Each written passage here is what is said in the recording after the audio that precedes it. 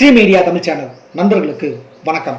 அதாவது மக்கள் தலைவர் எம்ஜிஆரை பத்தி செய்திகளை கலெக்ட் பண்றப்ப அது நிறைய சுவாரஸ்யமான தகவல்களை கொடுக்கும். ஓ, இப்படி ஒரு விஷயம் இருக்கா அப்படின்னு நினைக்க தோணும். அவருடைய திரைப்படங்கள் பத்தின ஒவ்வொரு செய்தியுமே நமக்கு வித்தியாசமான அனுபவங்களை கொடுக்கும். சமீபத்தில் நடந்த உலகம் சுற்றும் வாலிபன் பொன்விழா நிகழ்ச்சியில நாமும் கலந்துக்கிட்டோம். அப்ப அந்த விழாவில் கலந்துக்கிட்ட பல பேரும் எவ்வளவு உற்சாகமா இருந்தாங்கன்னு நினைக்கிறீங்க? சான்ஸே இல்லை. இன்னைக்கு வெளியான ஒரு படம் போல எம்ஜிஆரோட கட்டவுட்டுக்கு மலர் மாலைகள், பாலாபிஷேகம்னு சும்மா கொண்டாடி தீர்த்துட்டாங்க. இந்திய பிரதமர் மோடி நேத்து எம்ஜிஆரோட புகழையும் செல்வாக்கையும் பற்றி பேசினாரு. இன்னைக்கும் கூட அதையே தான் பேசுவாரு. ஏன் நாளைக்கும் கூட அப்படித்தான் பேசுவார். ஏன்னா எம்ஜிஆர் தான் ஓட்டுகளை வாங்கக்கூடிய சக்தியா எப்பவுமே இருப்பாரு. ஓகே, அது ஒரு பக்கம் இருக்கட்டும். இப்ப பொதுவா எம்ஜிஆர் படங்களோட ரிலீஸ் டேட்டுங்கிறது அன்னைக்கு ரொம்ப முக்கியமானதா இருந்திருக்கு. குறிப்பா அதை கவனிச்சிங்கன்னா தெரியும். பொதுவா அவரோட பெரும்பாலான படங்கள் தமிழர் திருநாளான பொங்கல் பண்டிகையில தான் வெளியாயிருக்கு. தீபாவளி வெளியீடுங்கிற மாதிரி பெரிய அளவுல இல்லை. அவருமே பொங்கல் பண்டிகையை தான் விரும்பி கொண்டாடி இருக்காரு. நானும் தமிழன் தான் சொல்லியே ஒவ்வொரு விஷயத்தையும் பண்ணாரோன்னு இப்ப நமக்கு தோணும். அதாவது திரைப்பட வெளியீடுகள்ல பெரும்பாலும் அவரோட தலையீடு எந்த அளவுக்கு இருந்ததுன்னு நமக்கு தெரியல. ஆனாலும் தன்னோட படங்கள் இந்த ஃபெஸ்டிவல்ல வந்தா நல்லா இருக்கும்னு அவரும் ஒரு சஜஸ்ட் பண்ணியிருக்கலாம் இல்லையா?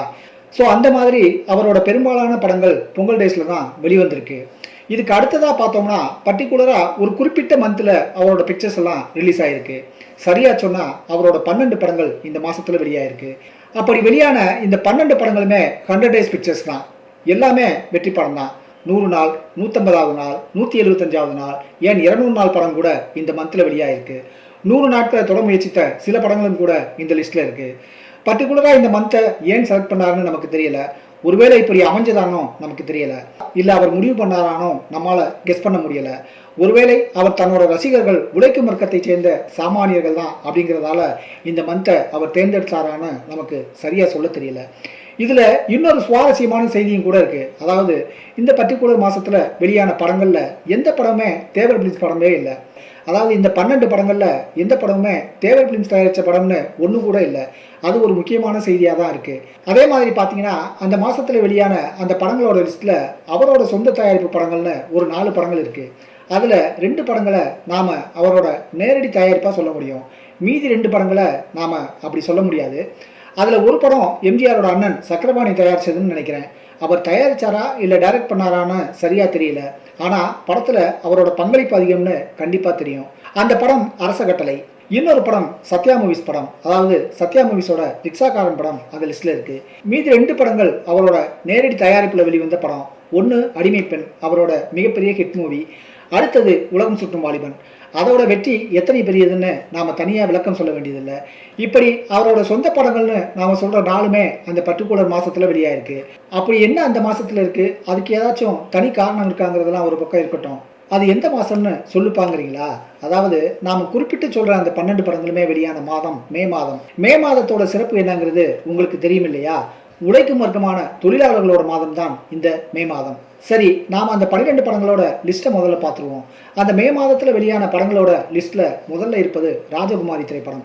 அதாவது மே மாதம் 5ஆம் தேதி அந்த படம் வெளியாயிருக்கு. 5/5/1947 வெளிவந்த இந்த திரைப்படத்தில் தான் அவர் சூப்பர் ஸ்டாரா உதயமாகிறாரு. அதாவது அது வரைக்கும் தமிழ் சினிமாவில் அந்த சூப்பர் ஸ்டாருங்கிற சிம்மாசனம் எம்கேடி தியாகராஜ பாகவதர்கிட்ட இருந்துச்சு.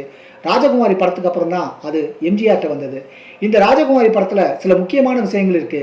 இந்த படத்துல இருந்து தான் எம்ஜிஆருக்கும் கலைஞருக்கும் இடையே ஒரு நெருக்கமான நட்பு மலர்ந்துச்சு. எம்ஜிஆரோட இன்னொரு இடைபிரியா நண்பரும் இந்த படத்துல இருந்தாரு. அவரு சாண்டோ சின்னப்பா தேவர். இந்த படத்தோட இயக்குனர் ஏஎஸ்ஏ சாமி. இந்த படத்துக்கான முழு வசனத்தையும் கலைஞர் எழுதியிருந்தாலும் கூட அவரோட பேரு டைட்டில் கார்டில் இல்லைங்கிற செய்தியும் கூட இருக்கு.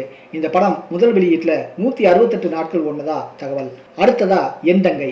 இந்த படம் 31/5/1952 வெளியாயிருக்கு. தமிழ் சினிமால அண்ணன் தங்கை பாச கதைக்கு முன்னோடியான திரைப்படம் இந்த என் தங்கை திரைப்படம் தான். இந்த படத்தோட ஒவ்வொரு காட்சியிலையும் அண்ணன் தங்கையோட பாசம் பொங்கி வழியும். அதாவது நடிகர் திலகம் சிவாஜியும் நடிகர் திலகம் சாவித்திரியும் நடிச்ச பாசமலர் திரைப்படம் 1961 தான் வெளிவந்துச்சு. ஆனா இந்த என் தங்கை திரைப்படம் 1952லயே வெளிவந்துருச்சு. எம்ஜிஆர் நடிச்ச படங்கள்லயே ரொம்ப குடும்பப்பாங்கான படமா இந்த படம் இருக்கும். எம்ஜிஆரோட தங்கையா ஈவி சரோஜா கண் தெரியாத பொண்ணா ரொம்ப சிறப்பா நடிச்சிருப்பாங்க. இந்த படம் 352 நாட்கள் ஓடி வசூலை குவிச்சதா ஒரு செய்தி இருக்கு. நாம ஏற்கனவே அதை சொல்லியிருக்கோம். ஆனா முதல் வெளியீட்டுல 133 நாட்கள் மட்டுமே ஓடினதாகவும் கூட ஒரு செய்தி இருக்கு. இந்த படத்தோட இயக்குநர்கள் 2 பேரு. ஒருத்தர் CH நாராயணமூர்த்தி, இன்னொருத்தர் KM நம்பியார். அடுத்த படம் பெரிய இடத்து பெண். 10/5/1963 வெளியான படம். எம்ஜிஆர் சரோஜாதேவி நடிச்ச இந்த படத்தை இயக்கியவர் TR ராமண்ணா. இதுவுமே ஒரு 100 டேஸ் படம் தான். அடுத்ததா சந்திரோதயம். இந்த படம் 27/5/1966 வெளிவந்துச்சு. எம்ஜிஆர் ஜெயலலிதா நடிச்ச இந்த படத்தை டைரக்ட் பண்ணது K. சங்கர். இந்த படத்துல பத்திரிகை நிருபரா எம்ஜிஆர் நடிச்சிருப்பாரு. பத்திரிகையோட முதலாளியா MR ராதா இருப்பாரு.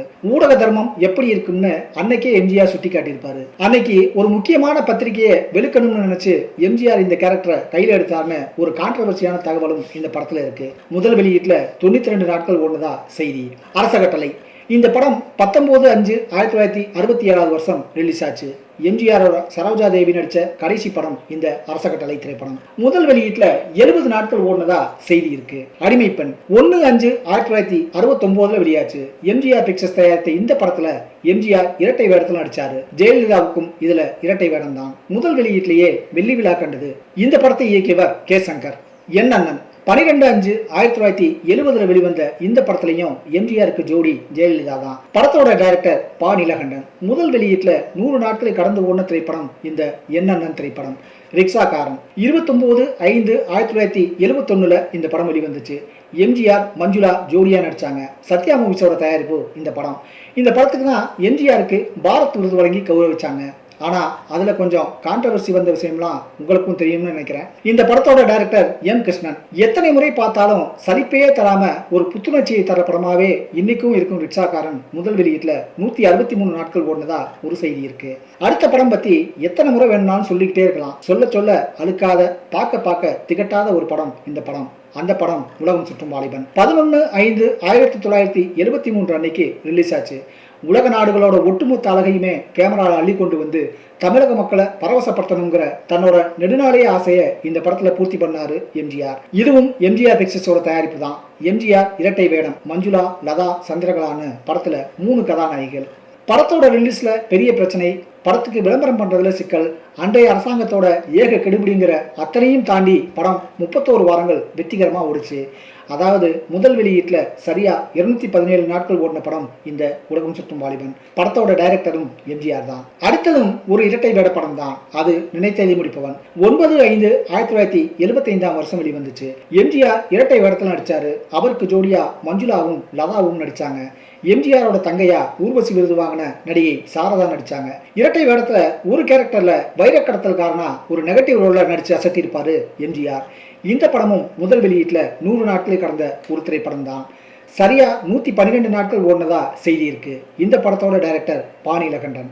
அடுத்தது உழைக்கும் கரங்கள்.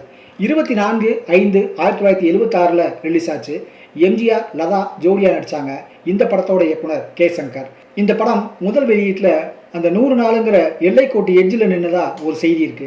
அதாவது சரியா 96 நாட்கள் ஓடுனதா செய்தி. அடுத்த படம் இன்று போல் என்றும் வாழ்க. இந்த படம் 5/5/1977 வெளியாச்சு. எம்ஜிஆர் அவருக்கு ஜோடியா இதயக்கனி நாயகி ராதா சலூஜா நடிச்ச இந்த படமும் 100 நாட்களை கடந்த ஒரு வெற்றி திரைப்படம் தான். இந்த படத்தோட டைரக்டரும் K. சங்கர் தான். நாம வரிசைப்படுத்தின இந்த 12 படங்களுமே மே மாதம் ரிலீஸ் ஆகி வசூலை குவிச்சிருக்கு. மே மாசம் என்பது உழைப்பாளிகளோட மாசம். அந்த உழைப்பாளிகளுக்கு எப்போதுமே எம்ஜிஆர் மேல பாசம். நன்றி நண்பர்களே. மீண்டும் ஒரு நல்ல தகவலோடு மறுபடியும் சந்திப்போம். நன்றி.